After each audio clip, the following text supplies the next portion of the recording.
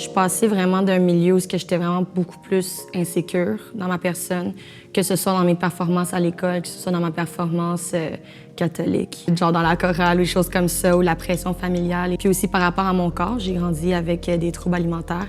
Puis je suis contente d'être arrivée aujourd'hui à être une personne qui est confiante en son physique, en son mental, puis en son travail.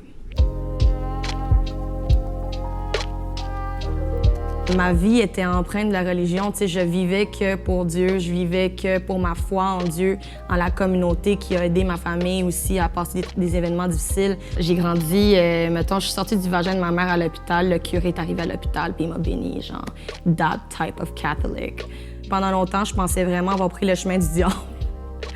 Parce que c'est ça que mon père, il me disait, tu sais. Il disait, « Ah, tu commences à emprunter le chemin du diable, tu bois de l'alcool. » J'étais comme, « Well, I like that way. » C'est ça.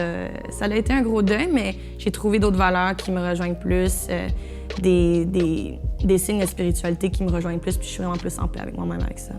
La confiance en soi, souvent les gens vont faire l'amalgame entre être complètement imbu de soi puis d'avoir confiance sans jamais se remettre en question. Je pense que la confiance en soi, c'est de connaître ses qualités, de connaître sa personne à 100%, donc ça inclut ses défauts, ses qualités, puis d'être bien avec ces choses-là. Puis si on n'est pas bien avec un élément de soi, d'être capable de travailler sur ces éléments pour être entièrement bien dans son corps et dans son esprit.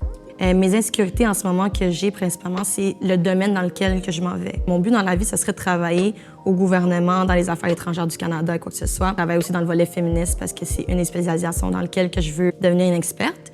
En fait, la question qui m'insécurise le plus, c'est est-ce qu'ils vont être prêts, elles, vont être prêts à accueillir une femme grosse, asiatique, tatouée, percée, féministe, body positive, puis bisexuelle, genre.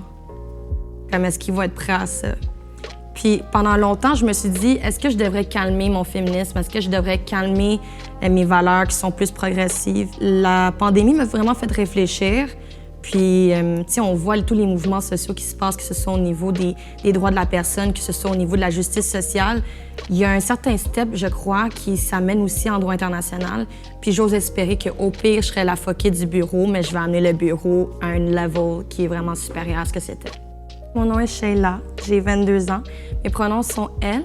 Je suis étudiante à l'université en relations internationales et droit international.